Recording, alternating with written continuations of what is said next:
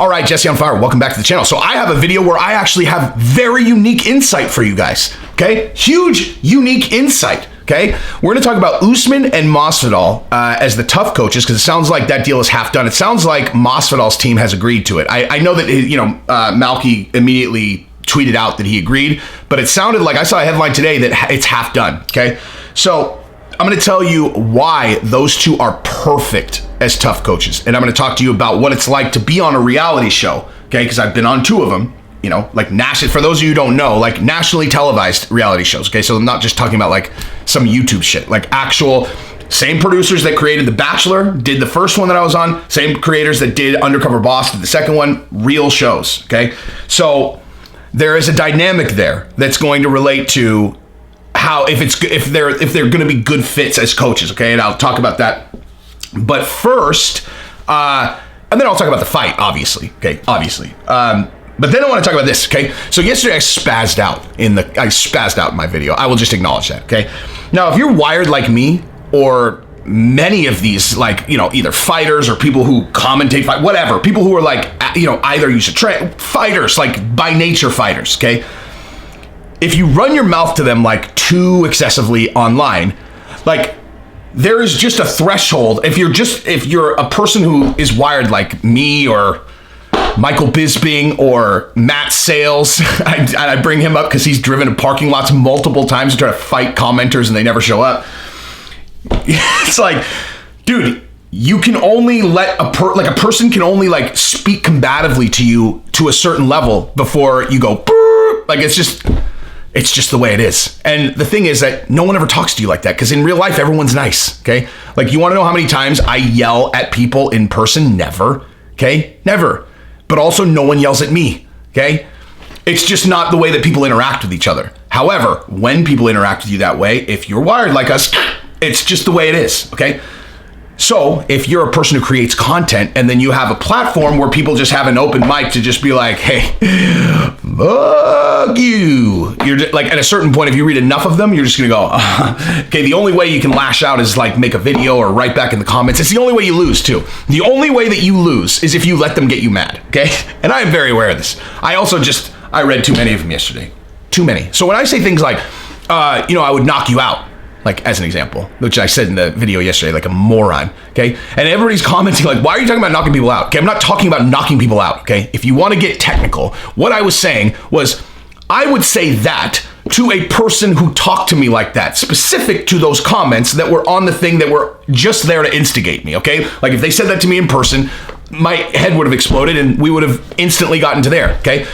But that's because I'm, a live wire idiot, okay? Like, people are like, why do you think you could knock everyone out? What? Who said I could knock everyone out, okay?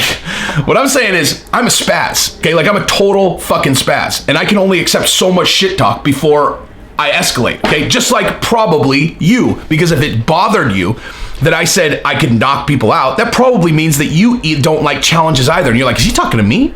Is he talking to me? That's the irony of anybody who said, why are you talking about knocking people out? Why do you think you can knock everyone out? Is because that just means you're wired like I am, right? You think I'm talking to you. You're like, whoa. You can knock me out? You think you can knock me out, son? What the fuck do you know about knocking people out? Hey, guess what, dude? You're just wired just like me. So, fucking spaz bros, okay? Anyway, so I'm an idiot. But nonetheless, that's just the way it is. It's probably why you like the channel, because I'm a spaz, okay? There's nothing calculated about what I do here. I just come on and I just talk, right? What was I going to talk about in this video? TUF coaches, right? And now what have I been talking about? So anyway, let's get to that though. So the TUF coaches. All right, so Masvidal and Usman. That is the perfect fit. And I'll tell you exactly why, okay? So what you don't see when you're watching a reality show, okay, by the way, I can't do reality shows. Now I can do TUF because I'm interested in the fights and the fighters and all that stuff. But a regular reality show, The Bachelor, or I don't even know what reality shows there are now, is because I've seen behind the curtain, okay? And what you need to understand, and this is like if you could try to visualize this, okay? The scene that you're watching which looks like there are two people talking right here, right? Like there's two people talking, or as an example, in The Bachelor, there's a man and a woman in a hot tub and it is intimate. This is their first time they've been alone. And now they really want to express themselves about how they feel because there's always been all these people around. There's all these other girls were there and now we're alone. So let's get intimate. Let's talk about how we feel, okay? Okay, well, you want to know what's actually happening? There are literally 15 to 25 people inside of a 10-yard radius from them, okay? It's completely fake. Like, it's utterly fake. Now, that doesn't mean that everything that happens on a reality show is fake, but what it is like, there's what's in front of the camera, but if you've been there and you've seen what's happening right behind the camera, so you know exactly what's there, it's really challenging to watch it and take it seriously, because you're like, oh yeah, this is a really intimate moment. There's 100 fucking people right there, And so when it comes to TUF, now here's the other thing. When it comes to, the Ultimate Fighter, in addition to the fact that there's going to be, there's usually like kind of a lot of people around in the Ultimate Fighter anyway, but there's also a lot of time standing around, okay? Like you get there, it's like, okay, hey, shooting starts at 8:30. We need you guys here at 7:45, do makeup, do prep, whatever. They mic you up, all that stuff, okay? So like, you get there, and when they say we're going to start shooting at 8:30, they get everyone there, and then they shoot something over here, then they shoot something over here. You're standing around a lot, right? Like, you're standing around a lot. And what I mean by that is the coaches are going to be with each other a lot, okay? And a lot when the cameras aren't on, okay? So, like, in order to be, like, because what do we really want? What do we want about the Ultimate? What do we want out of the Ultimate Fighter? We want the coaches to hate each other, right? Like, we want beef. Like, we want them to be like, we want them to get into it, so that when they fight, you're like, ooh, let's go, right? Coaching the Ultimate Fighter is about creating an even bigger narrative around the fight that comes up, Why does, I should make a whole other video about this, but Charles Oliveira turning down the Nate Diaz fight, idiot.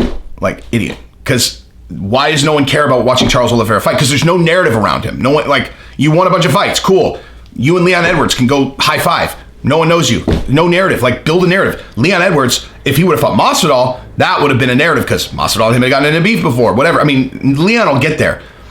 But this was Charles Oliveira's opportunity to get there, and he didn't take it. Okay, so TUF is all about building narrative, building stories around people, and letting people get to know the person, right? And so I think that people know Gamebred pretty well, and I think they know Usman pretty well at this point, right? Like, they've been featured on enough stuff. But here's the thing, the real thing.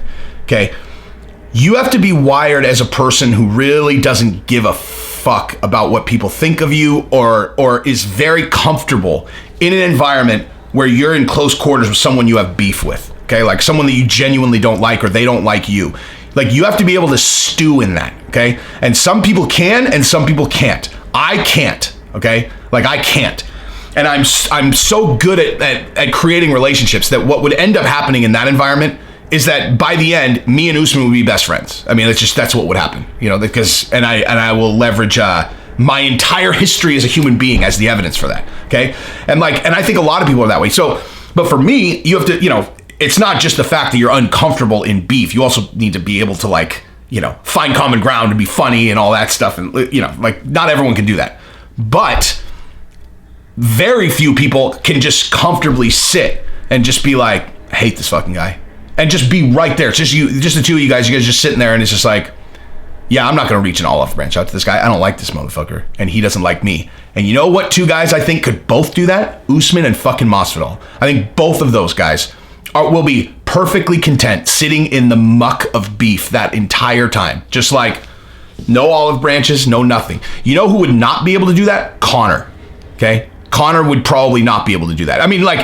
Conor can eat him up, but when he only has to see him every once in a while. Like, when Conor was a TUF coach, right? Him and Uriah Faber were best friends, right? Like, behind the scenes, they're like best friends. Because, again, I've said this a million times, I see a lot of similarities with me and Conor. Like, if you put me on a stage with someone I'm going to fight, and you stick a microphone in my hand, I'll eat him alive, okay? Eat him alive. I'll be clever, I'll be funny, I won't get mad, I'll eat him alive. But that's like gamesmanship. It's a very different thing to sit in a room with the guy, just the two of you guys, and still keep it up like, fuck this guy. It's the difference between being able to command attention and put on a show versus actually sitting in the muck of two people that don't like each other. Okay. It's just, it's something that Usman for sure can do because he has a huge chip on his shoulder, and Masvidal can do because he has a huge chip on his shoulder. And I think both of them will thrive in that environment, which means they're not going to come out of it friends. Like they're not going to like each other, and it's going to be fine. It's going to be good, and it's going to create a lot of hype for that fight. Now, what do I think is going to happen in this fight? I'm certainly not going to go back on what I said in the last couple days. I'm not picking against Usman ever again. And anybody who's picking Masvidal in this fight, like, I mean, I just can't see it. Like, who knows? I mean, look, here's the thing. Masvidal has already fought him, so he has seen what he's got. But, I mean, I don't know. Masvidal's a better boxer than Burns. But what about that first fight made it seem like Masvidal was going to have a strong chance of winning that fight? I mean, Usman dominated him from post to post. You know, he landed some shots. Like, that's the other thing, too. What did we learn from this Burns fight? Usman, his head is made out of granite, right? So, like, Masvidal could knock him out thing, maybe. I mean, you know, maybe he could. And, I mean, I love Masvidal. But, like, stylistically, this is a real tough match. I mean, Usman's a nightmare matchup for anybody. But, like, eesh, you know? Especially that we've already seen them fight. You know, we already saw, and obviously Masvidal went out there and he threw everything he had in the first round because he knew he wasn't going to have the gas for 5. I thought he actually held up pretty well given the length of his training camp. But yeah, I mean, geez, it would be very, I mean, I can't even imagine how big of a favorite Usman will be going into that fight. A big one, a gigantic betting favorite. And I imagine they'll probably, actually, man, I don't even know. Like, you gotta think, like, what the betting odds are actually there to do is they're there to incentivize people to bet, you know, in one direction or the other. And I have a feel it's going to be tough to make the odds for that fight because Usman, you got to make him such a huge favorite that people are kind of like, oh man, like, you know, they have to make it big enough that you don't incentivize everyone to throw their money on Usman, and simultaneously you got to make it big enough, like, where you bait people into betting on Masvidal. Like, if you think that Masvidal is going to lose and you're the bookies, then you're trying to bait people into betting on Masvidal, obviously. But I don't know. Anyway, I don't actually know that much about that. I'm just kind of talking shit. But nonetheless, you know, basically everyone should just do exactly the opposite of what I say. So if I say there's no way Usman can lose this fight, and then, you know, maybe, historically, whatever I say is wrong. So, you know, maybe do that. But anyway, yeah, that's what I got. Subscribe to the channel, ring the bell. I need to make another video about Charles Oliveira turning down that Nate Diaz fight because, God, that was such a catastrophic fuck up. I can't believe that he did that. It's such a bad call. Weasel made a video about it too, and everything that Weasel said is 100% correct. And I don't usually hear him talk about stuff like that, but he's completely right about that. Like, he's like what he said. I mean, it's exactly what I would have said. He's like, dude, the Nate Diaz fight takes that. Almost maybe that Weasel might be watching my content. I don't know. It's possible. And if he is, comment on it, Weez. But anyway, yeah, so I agree with him 100% because that the hype is exactly what Charles Oliveira needed, and now he's gonna be left out in the cold. It's like, dude, have you not? I'm stepping on my future video, but like, did you not watch Tony Ferguson's career? Like, come on, man, what are you doing? Anyway, if you like the content, subscribe and ring the bell and tell your friends, son. Peace.